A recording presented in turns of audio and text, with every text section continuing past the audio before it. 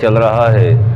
ईश्वर सर्वोपरि है, ईश्वर के ऊपर कोई नहीं है। सर्वोपरि वही ईश्वर है जो जगत को रचता है और सभी प्राणी मात्र के कल्याण के लिए सभी पदार्थों को देता है। वही सर्वोपरि हो सकता है, वही वेदानुकूल सर्वोपरि है। आज का विषय है परमात्मा अर्थात ईश्वर, जिसका मुख्य नाम ओम है। कोई भी उसके तुल्य नहीं है।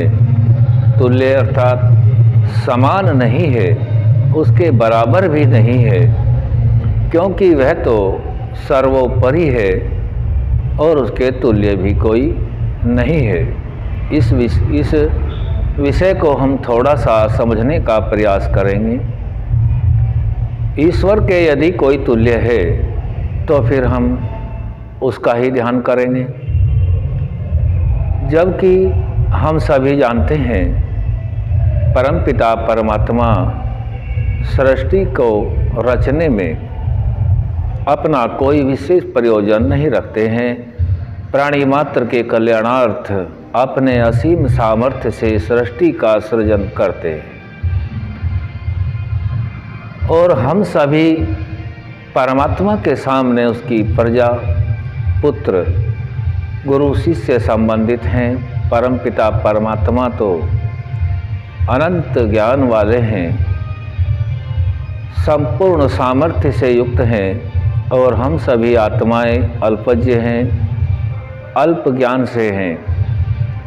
किसी भी विषय में प्रयास हम सभी मनुष्य करते हैं तो एक विषय का भी पूरा ज्ञान पूरे जीवन भर प्राप्त नहीं कर सकता।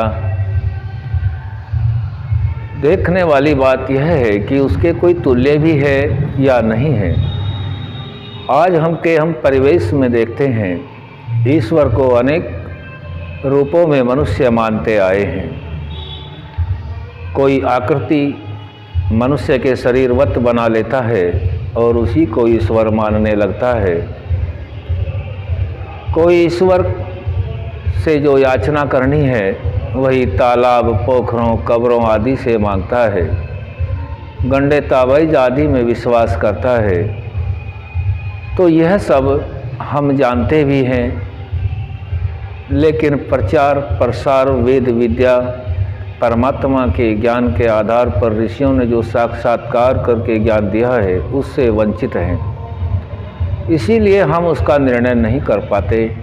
कोई बिरला ही विवेकी होता है जो इस विषय को जानकर के आगे बढ़ता है। इन विषयों पर चर्चा हम स्वयं करें। इस भौतिक जगत में अच्छा व बुरा दोनों तरह का सुनने, देखने और पढ़ने में आता है और सभी जितने भी अच्छे बुरे विचार हैं उनके मानने वाले अल्प या अधिक मात्रा में होते हैं। यह जानना मनुष्य के सामर्थ्य के ऊपर होता है। कोई कितना भी अच्छा बताए लेकिन मनुष्य फिर भी उस पर अपना ही निर्णय लेता है। चाहे कोई गलत बता रहा है फिर भी उस पर अपना ही निर्णय लेता है। इससे यही सिद्ध होता है कि मनुष्य विचारशील है, अर्थात इसके अंदर मन है। वह उल्टा और सीधा दोनों सोचता है। सोचने के उपरांत निर्णय करने का काम बुद्धि का होता है और बुद्धि मलिन और पवित्र होती है। पवित्र बुद्धि के लिए ज्ञान की आवश्यकता होती है। बिना ज्ञान के बुद्धि पवित्र नहीं हो सकती। किसके पास, किस आत्मा ने किस जगह से किस प्रकार का ज्ञान प्राप्त किया है, उसकी बुद्धि उसी को आधार मान करके, उसी को अपना प्रयोजन लक्ष्य मान करके, उद्देश्य मान करके निर्णय करता है। प्रत्येक के पास बुद्धि है। जितने भी मनुष्य जाति में आते हैं सभी अपनी बुद्धि से निर्णय लेते हैं। कुछ लोग विवेक को जानते हैं लेकिन वो जानने मात्र तक हैं, आचरण में कितना है यह तो तप से ही हो सकता है। और तप नाम जो विवेकशील बुद्धि है उससे अंतिम निर्णय तक पहुंचना होता है। अंतिम निर्णय का अर्थ है यहाँ इससे विषय से नहीं है कि अंतिम निर्णय हम इस प्रकार से समझ सकते हैं कि जन्म किस प्रकार से हुआ और शरीर और आत्मा का वियोग होने के बाद किन आधारों पर जन्मों का निर्धारण होता है।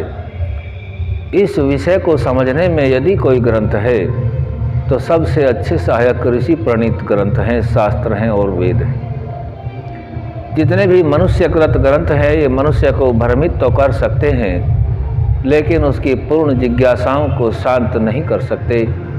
और मनुष्य का स्वभाव है ज्ञान को प्राप्त करना, चाहे वह विद्यालय गुरुकुल आदि में जाए चाहे न जाए, लेकिन ज्ञान तो सभी को प्राप्त करना होता है, यह उसका स्वाभाविक गुण है। और अज्ञान को ही हम ज्ञान मानते हैं, अविद्या को ही विद्या मान लेते हैं, यह उसमें मनुष्य का कोई विशेष दोष नहीं माना जा सकता। क्योंकि जिस तरीके का प्रचार प्रसार देखने सुनने पढ़ने में अधिकतर आता है तो मनुष्य ज़्यादातर उसी पर विश्वास करने ही लग जाता है। इसीलिए सबको योग्य है कि जो सर्वोपरि है ईश्वर है उसका विचार अवश्य करें, ऋषि प्रणीत ग्रंथों को पढ़ें और यह विचार करके देखें कि क्या कोई उसके तुल्य हो सकता है। वह संपूर्ण सृष्टि का रचने वाला है, सभी के पाप पुण्यों के फलों का प्रदाता है, सभी के भोजन आदि की व्यवस्था करता है।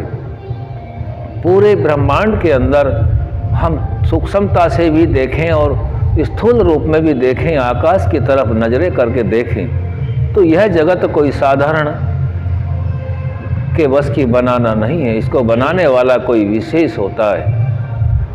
और उस विशेष का नाम ही ओम है, जो संपूर्ण जगत को रचता है और खुद ही धारण करता है। संपूर्ण जगत के जितनी भी जातियां हैं, आत्माओं के जितने भी शरीर हैं, सबके भोजन आदि की व्यवस्था करता है। इसलिए परमेश्वर का नाम मुख्य नाम ओम होता है। तो इतनी बड़ी रचना और इतना रचन पालन संहारक सबका न्याय करता कोई साधारण तो हो नहीं सकता।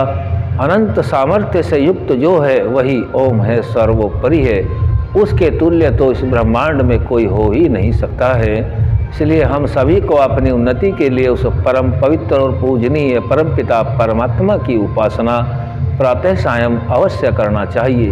दोनों समय संध्या उपासना करने से मनुष्य के अंदर जो एक अहंकार नाम की जो ईगो वाला अहंकार है जमा हो जाता है, जो उन्नति में बाधक है वो कम होकर के क्षीण हो जाता है। इस विषय को हमने थोड़ा सा समझा है कि ईश्वर से ऊपर कोई नहीं है, सर्वोपरि है। वो तो सर्वोपरि तो है ही, लेकिन उसके तुल्य भी कोई नहीं है, ना था ना आगे हो सकता। ओम शम।